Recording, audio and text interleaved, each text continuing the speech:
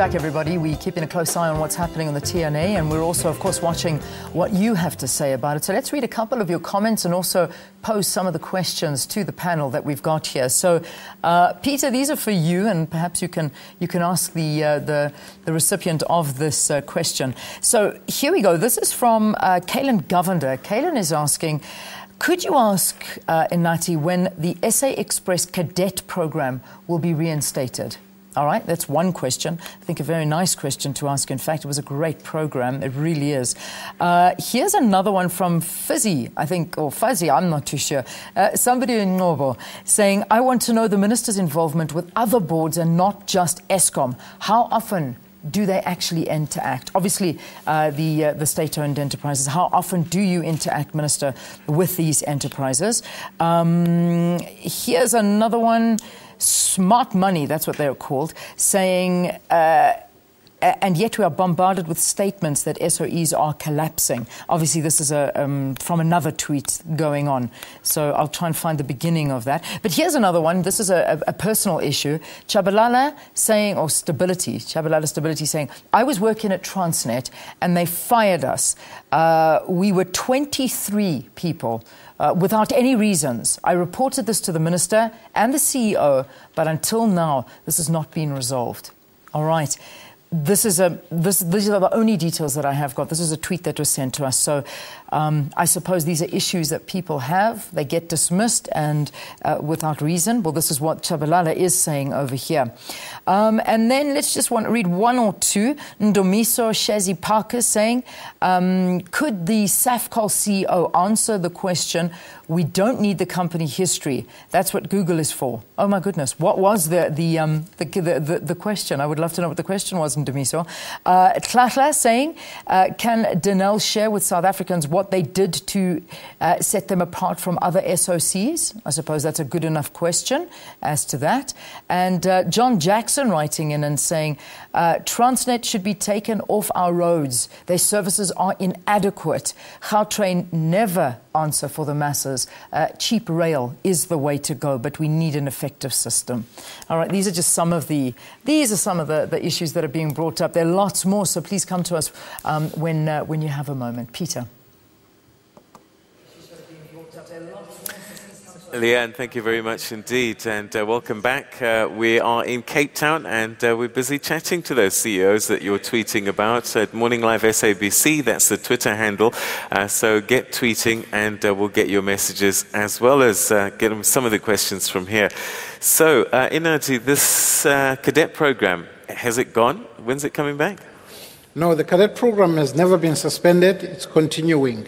What we are doing is that we are looking at a different funding model, and we've started engaging with different partners so that we can find bursaries that can actually assist us as we carry it forward. We've worked with TITA, and they've already given us about 7.5 million rand that we are using for the new recruits.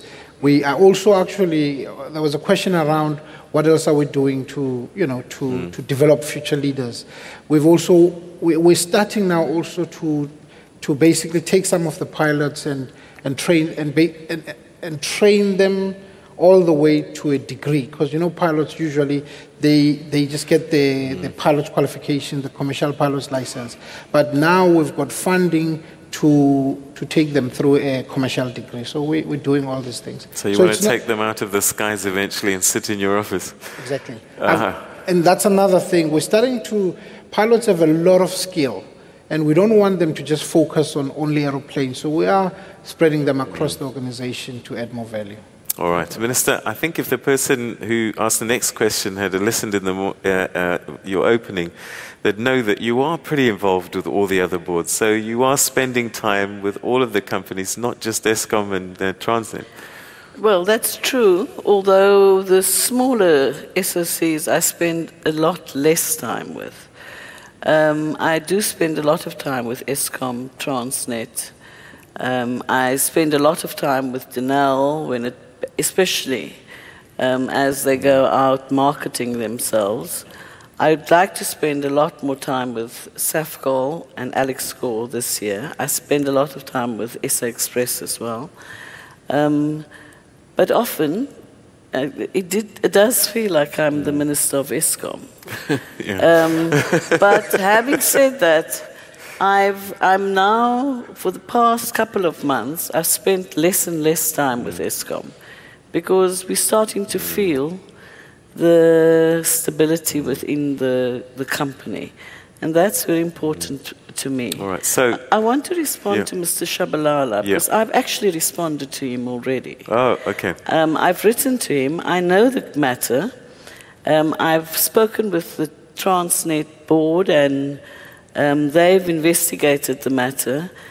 And if Mr. Shabalala is still unhappy about it, he better come and see me because I've put on the table everything that has happened, and he clearly is still unhappy. Mr. Gama, can you chat a little bit about this issue, whatever it is? We don't know at the moment. It's like there's talk happening behind closed doors. Without maybe going into too much detail, just give us a sense of what the issue is and how you've dealt with it so far. I'm just going to pick up on a few of the issues that have been asked. The how train. A lot of people, I think, make a lot of. They can't distinguish between Transnet, which is a freight transportation company. It's not involved in any passenger transportation. So they talk PRASA issues and they talk Gautrain issues.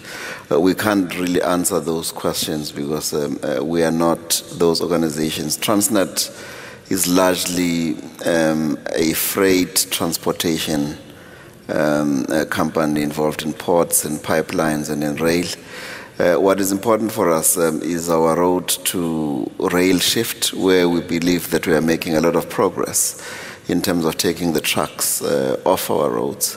We are growing quite a number of our business segments in excess of 10% per annum, despite the GDP growth being at about 2%, because of the market share that we are taking as a result of some of the investments that we've made in terms of buying new rolling stock.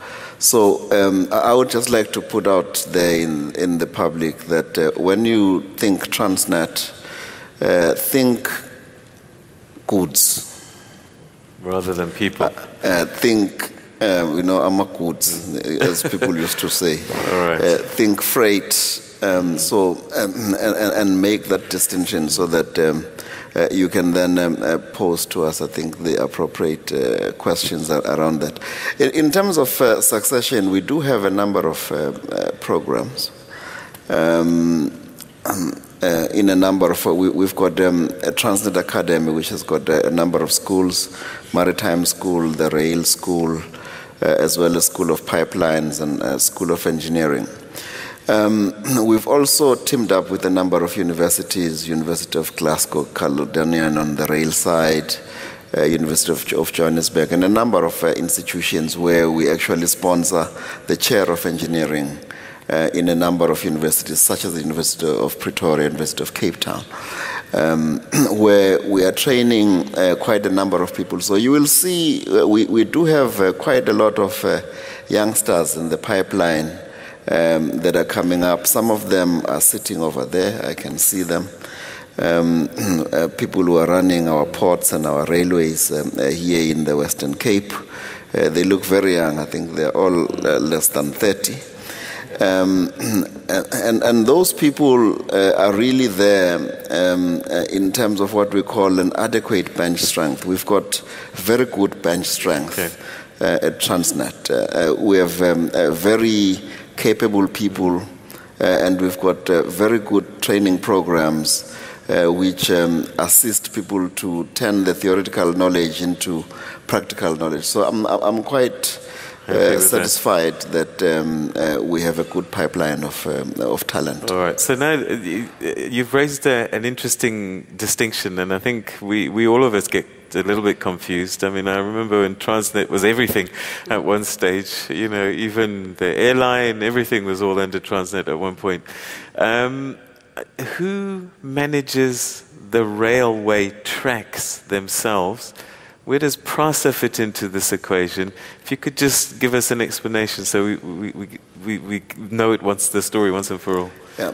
Transnet owns about 30,000 kilometers of rail track in the country.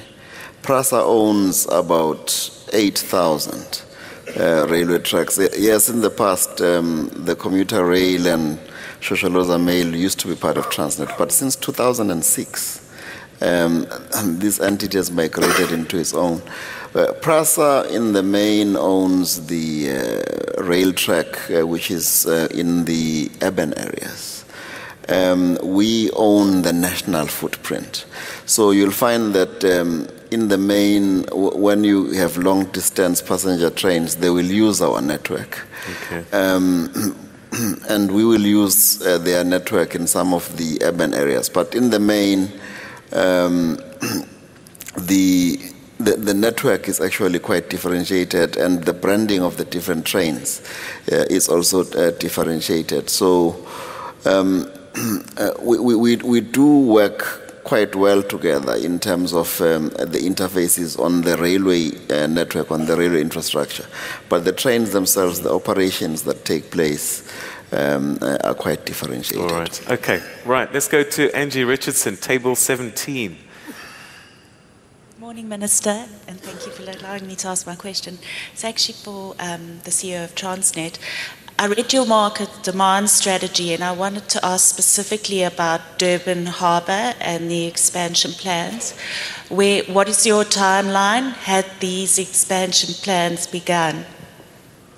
Okay. In terms of Durban Harbour, I think the most important thing at the moment is we are deepening the berths at the port, especially berths 203 to 205. We've also just deepened and widened the entrance channel in the Port of Durban in order for us to be able to allow bigger ships to come in. We believe that we'll create in the intervening period about 1.5 million TEUs in the Port of Durban. And then we will move into what is called the Durban Dig-Out Port, the DDOP. Our expectation is that between 2022 and 2024, we would begin to start construction at that particular port, and we will create probably 9 to 10 million TEUs over a period of 30 years from about 2024 in terms of our long-term planning framework. Okay, before we forget, Ms. Mona, your business is based on land, and there's this contingent liability, I guess, I can't think of another word to put it, land claims on some of those lands. How much of the land is perhaps subject to these claims, and how will that affect your business? Well, 61% of our land is under claim. We believe that land should be given back to its rightful owners. That is the SAFCOL attitude. So we work with the claimants as much as possible, even though the settlement of the land claims is not in our jurisdiction.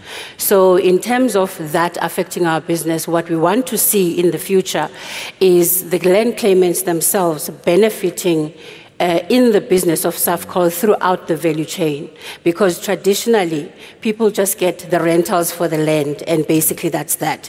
And sometimes they get to be partners on the plantation side of the business, and that's not where you make most of your money.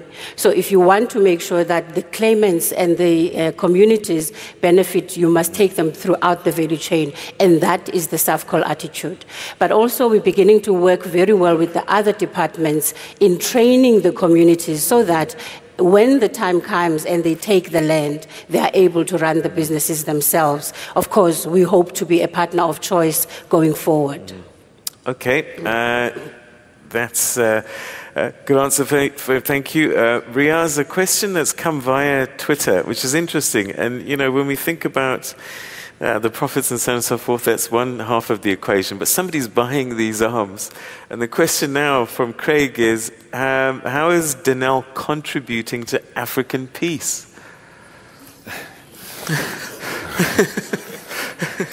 No, I mean, I think it's a very important question there, because Denel is an extension of government, obviously, and we contribute significantly to the peace and security of not only our country, but of the continent as well. And in that way, we also promote the foreign relations policy and strategy of the country. Our primary contribution in the African context is that we all know that the South African National Defence Force, through the Department of Defence, plays a very important role in United Nations peace support missions, peacekeeping missions, and the African Union peace support missions in many conflict areas, particularly, for example, in the Congo, Sudan. That equipment that is going there with our troops is what we call mission-critical equipment. So if we don't give our troops the best technology, the best equipment, which is well-maintained, they will not be able to produce the kind of results they have.